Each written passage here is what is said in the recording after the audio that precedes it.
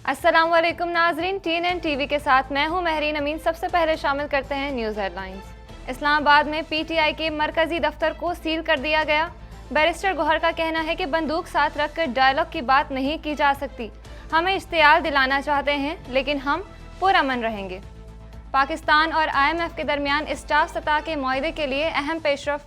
नए कर्ज प्रोग्राम के लिए मुज़ाकरात में स्टाफ सतह के मुआहदे पर इत्तफाक नहीं हो सका। IMF की बिजली व गैस टैरिफ में इजाफे। पेट्रोलियम पर 18% GST लगाने की तजवीज़। अदालती रिपोर्टिंग पर पाबंदी, पैमरा और सेक्रेटरी इत्तलात को नोटिस जारी। PFUJ की नोटिफिकेशन कलअदम करार देने की दरख्वास्त। PFUJ ने इस्तदा की कि पैमरा को इंसानी बुनियादी हकूक़ के ख़िलाफ़ कोई भी नोटिफिकेशन या हुक्म देने से रोका जाए।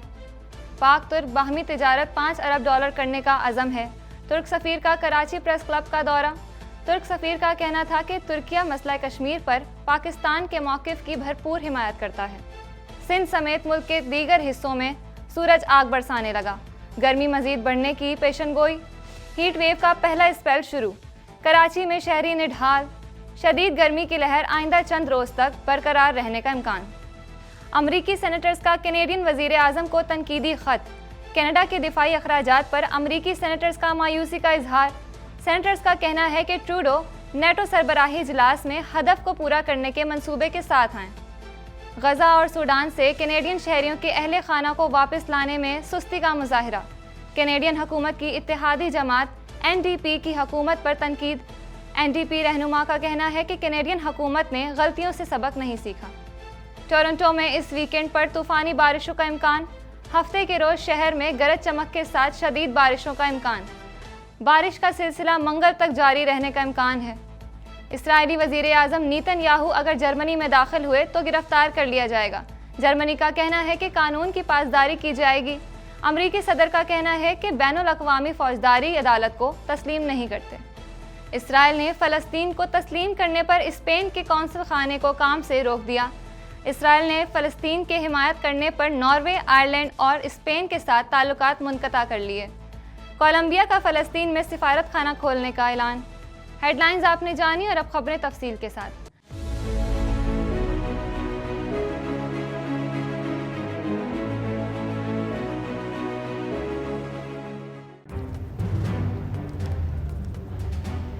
Islamic Finance TV, the only TV channel of the fastest growing Islamic economy in the world and the prime mover of Islamic finance news. Follow us on our social media handles and watch our reports and educational program at www.islamicfinancetv.com. For advertisement, please contact us at islamicfinancetv@gmail.com.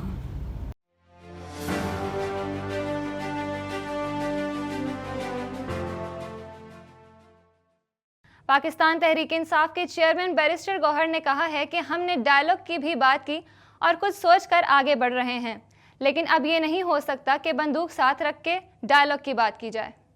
Pakistan Tehreek Insaf के chairman barrister Gauhar ने कहा है कि हमने dialogue की भी बात की और कुछ सोच कर आगे बढ़ रहे हैं, लेकिन अब ये नहीं हो सकता कि बंदूक साथ रख कर डायलॉग की बात की जाए। बैरिस्टर गौहर ने कहा कि CDA एहलकारों से पूछा कि आपके पास कोई नोटिस है। CDA एहलकारों ने कहा हमारे पास कोई नोटिस नहीं और ना हमें उनकी जानिब से कभी कोई नोटिस मिला है। चेयरमैन पाकिस्तान तहरीक इंसाफ बैरिस्टर गौहर ने मीडिया से गुफ्तगू करते हुए कहा कि ये हमें इश्तियाल दिलाना चाहते हैं लेकिन हम पुरअमन रहेंगे। ये पहली मर्तबा नहीं कि रात के अंधेरे में ऐसे हमले किए जा रहे हैं। उन्होंने कहा कि इमारत ज़माने से यहाँ मौजूद है, कोई गैर कानूनी तामीरात नहीं। अगर CDA समझती थी कि गैर कानूनी तामीरात हैं तो हमें बताती, तजावुज़ात थीं तो हमें बताया जाता, हम खुद उसको गिरा देते, लेकिन उन्हें सियासी इंतकाम का निशाना बनाना है। उनका कहना था कि हमें कोई नोटिस नहीं मिला, मरकजी दफ्तर सील करने और गिराने के खिलाफ अदालत जाएंगे। इसी मरकजी दफ्तर की गिरी हुई दीवार के साथ मीटिंग होगी। बैरिस्टर गौहर ने कहा कि पार्लिमान के बाद सबसे ज्यादा हुर्मत मरकजी सियासी दफ्तर को हासिल है। मौजूदा हुकूमत ने आज मरकजी सियासी दफ्तर की हुर्मत को भी पामाल कर दिया। PTI के पास मुतबादिल ऑप्शन है और हम उसी जगह मीटिंग करेंगे। चेयरमैन PTI का कहना था कि हमने डायलॉग की भी बात की, कुछ और सोच कर आगे बढ़ रहे हैं, लेकिन अब ये नहीं हो सकता कि बंदूक साथ रख कर डायलॉग की बात की जाए। یہ بلڈنگ نہیں، پی ٹی آئی کا نظریہ ختم کرنا چاہتے ہیں۔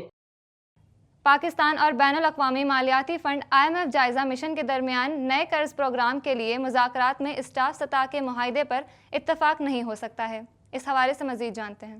پاکستان اور بین الاقوامی مالیاتی فنڈ جائزہ مشن کے درمیان نئے قرض پروگرام کے لیے مذاکرات میں اسٹاف سطح کے معاہدے پر اتفاق نہ ہو سکا ہے۔ البتہ IMF کا کہنا ہے کہ 10 روزہ مذاکرات میں اسٹاف لیول معاہدے کے لیے پیش رفت ہوئی ہے۔ IMF اعلامیے کے مطابق پاکستانی حکام اور IMF کے درمیان اسٹاف لیول معاہدے کے لیے مناسب پیش رفت ہوئی ہے، جس میں جامع اقتصادی پالیسی اور ریفارمز پروگرام پر بات چیت ہوئی ہے۔ پالیسی پر پاکستانی حکام سے ورچوئل بات چیت جاری رہے گی اور ورچوئل بات چیت میں پاکستان کے لیے نئے پروگرام کو حتمی شکل دینے پر بات ہوگی۔ تفصیلات کے مطابق پاکستان کا دورہ مکمل کرنے کے بعد IMF کی جانب سے جاری کردہ اعلامیے میں بتایا گیا ہے کہ پاکستان کی درخواست پر IMF وفد نے پاکستان کا دورہ کیا۔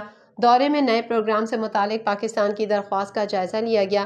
IMF کے مطابق افراط زر میں کمی، ریاستی اداروں کی تنظیم نو اور نجکاری بھی ریفارمز میں شامل ہیں۔ اصلاحات کا مقصد نجی شعبے کی ترقی ہے۔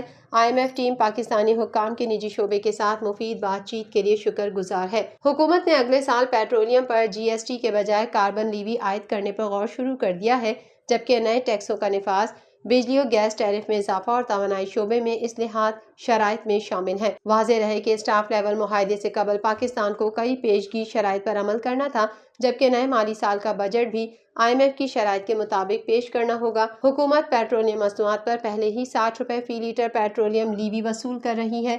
اگلے مالی سال پیٹرولیم لیوی سے 1080 ارب روپے حاصل ہونے کا تخمینہ ہے، جبکہ اگلے 2 سال میں پیٹرولیم لیوی کی مد میں 2295 ارب روپے آمدن کا امکان ہے۔ اس سے اگلے سال پیٹرولیم لیوی سے حاصل ہونے والی آمدن 1215 ارب روپے تک پہنچ جائے گی۔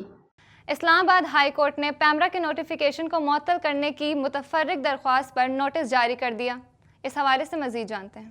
اسلام آباد ہائی کورٹ نے پیمرا کے نوٹیفیکیشن کو معطل کرنے کی متفرق درخواست پر نوٹس جاری کر دیا۔ عدالت نے پیمرا اور سیکریٹری اطلاعات کو نوٹس جاری کر دیا اور مزید سماعت 28 مئی تک ملتوی کر دی۔ اس سے قبل آج ہی Pakistan federal union of journalist نے بھی پیمرا کا عدالتی کارروائی کی رپورٹنگ پر پابندی کا نوٹیفیکیشن اسلام آباد ہائی کورٹ میں چیلنج کیا تھا۔ PFUJ کی جانب سے وائس چیئرمین اسلام آباد بار کونسل عادل عزیز قاضی کے ذریعے درخواست دائر کی گئی۔ درخواست میں استدعا کی گئی کہ پیمرا کا عدالتی کارروائی کی رپورٹنگ پر پابندی کا 21 مئی کا نوٹیفیکیشن کالعدم قرار دیا جائے۔ استدعا کی گئی کہ پیمرا کو انسانی بنیادی حقوق کے خلاف کوئی بھی نوٹیفیکیشن یا حکم دینے سے روکا جائے۔ درخواست میں PFUJ نے موقف اختیار کیا کہ 21 مئی 2024 کو پیمرا کی جانب سے 2 نوٹیفیکیشنز کا اجرا ہوا۔ PFUJ نے موقف اپنایا کہ ٹی وی چینلز کو عدالتی کارروائی رپورٹ نہ کرنے کے احکامات جاری کیے گئے، صرف عدالتی تحریری حکم ناموں کو ہی رپورٹ کرنے کے احکامات جاری کیے گئے۔ واضح رہے کہ گزشتہ روز پیمرا کا یہ نوٹیفیکیشن اسی عدالت میں پریس ایسوسی ایشن آف سپریم کورٹ اور اسلام آباد ہائی کورٹ جرنلسٹ ایسوسی ایشن نے بھی چیلنج کیا تھا۔ ترک سفیر اور ان کی ٹیم نے کراچی پریس کلب کا دورہ کیا، جہاں انہیں KPC کے صدر اور سیکریٹری نے پریس کلب کے تاریخی کردار اور اس کے اراکین کو دی جانے والی سہولیات کے حوالے سے بریفنگ دی۔ اس حوالے سے مزید جانتے ہیں۔ ترک سفیر اور ان کی ٹیم نے کراچی پریس کلب کا دورہ کیا، جہاں انہیں KPC کے صدر اور سیکریٹری نے پریس کلب کے تاریخی کردار اور اس کے اراکین کو دی جانے والی سہولیات کے حوالے سے بریفنگ دی۔ صدر KPC سعید سربازی، سیکریٹری KPC شعیب احمد خان، محمد منصف، ممبران گورننگ باڈی اور دیگر معززین نے پاکستان کے دورے پر آئے ہوئے ترک سفیر اور دیگر مہمانوں کا پرتپاک استقبال کیا، جس پر ڈاکٹر محمد پکاسی نے انہیں سراہا۔ کراچی پریس کلب میں میٹ دی پریس میں میڈیا سے گفتگو کرتے ہوئے انہوں نے ترک قوم کے تاریخی پس منظر پر بھی روشنی ڈالی اور پاکستان اور ترکی کے تعلیمی اداروں کے ذریعے اس کا مزید مطالعہ کرنے کی ضرورت پر زور دیا۔ انہوں نے کہا، ہم اس سرزمین ایشیا کے مسلمانوں کی تحریک خلافت کے ذریعے استنبول میں اس وقت کے خلیفہ کی حمایت کو بھی فراموش نہیں کر سکتے۔ ترکی کے سفیر ڈاکٹر محمد پکاسی نے کہا کہ پاکستان اور ترکی آئندہ 3 سال میں سالانہ 2 طرفہ تجارت کو موجودہ $1 بلین سے بڑھا کر $5 بلین کرنے کے لیے پرعزم ہے، کیونکہ موجودہ 2 طرفہ تجارتی حجم دونوں مسلم ریاستوں کی حقیقی صلاحیت کی عکاسی نہیں کرتا۔ ترکیہ مسئلہ کشمیر پر پاکستان کے موقف کی بھرپور حمایت کرتا ہے۔ بھارت کو مقبوضہ جموں کشمیر کے عوام کو حق خود ارادیت دینا چاہیے۔ قبل ازیں اپنے خطاب میں KPC کے صدر سعید سربازی نے دونوں مسلم ممالک کے درمیان تعلقات کو مزید مضبوط بنانے کے لیے ڈاکٹر محمد پکاسی کے کردار کو بے حد سراہا۔ اور پریس کلب کا دورہ کرنے پر پرتپاک استقبال کیا۔ سندھ اور پنجاب سمیت ملک کے مختلف حصوں میں سورج آگ برسانے لگا، جبکہ شدید گرمی اور ہیٹ ویو کا سلسلہ جاری ہے۔ مزید جانتے ہیں اس رپورٹ میں۔ سندھ اور پنجاب سمیت ملک کے مختلف حصوں میں سورج آگ برسانے لگا، جبکہ شدید گرمی اور ہیٹ ویو کا سلسلہ جاری ہے۔ بڑھتی ہوئی شدید گرمی کی لہر نے ملک کے بیشتر علاقوں کو اپنی لپیٹ میں لے رکھا ہے۔ دن کے وقت درجہ حرارت میں نمایاں اضافہ ریکارڈ کیا گیا۔ لاڑکانہ میں سب سے زیادہ 50 ڈگری سینٹی گریڈ درجہ حرارت ریکارڈ کیا گیا۔ شدید گرمی کی یہ لہر آئندہ چند روز تک برقرار رہنے کا امکان ہے۔ اسی طرح ڈیرہ غازی خان، ملتان اور فیصل آباد میں 44 ڈگری، لاہور میں 43 ڈگری، جڑواں شہروں اسلام آباد اور راولپنڈی میں 41 ڈگری سینٹی گریڈ ریکارڈ کیا گیا۔ جمعے کو بھی پارہ 39 ڈگری تک تجاوز کر سکتا ہے۔ ہیٹ ویو کے زیر اثر دیہی سندھ کے اضلاع بھی شدید گرمی کی لپیٹ میں رہے۔ جیکب آباد میں گرمی کا پارہ 50 ڈگری کو چھو گیا۔ سردار سرفراز، چیف میٹرولوجسٹ کراچی کے مطابق کراچی میں گرمی کی شدت میں 2 تا 3 ڈگری اضافے کا امکان ہے۔ محکمہ موسمیات heat wave alert centre Karachi سمیت دیہی سندھ میں جاری گرمی کی لہر رواں ماہ کے آخر تک برقرار رہ سکتی ہے۔ جمعرات کی صبح شہر کا کم سے کم درجہ حرارت خطرناک حد تک اضافے سے 29.5 ڈگری سینٹی گریڈ ریکارڈ ہوا۔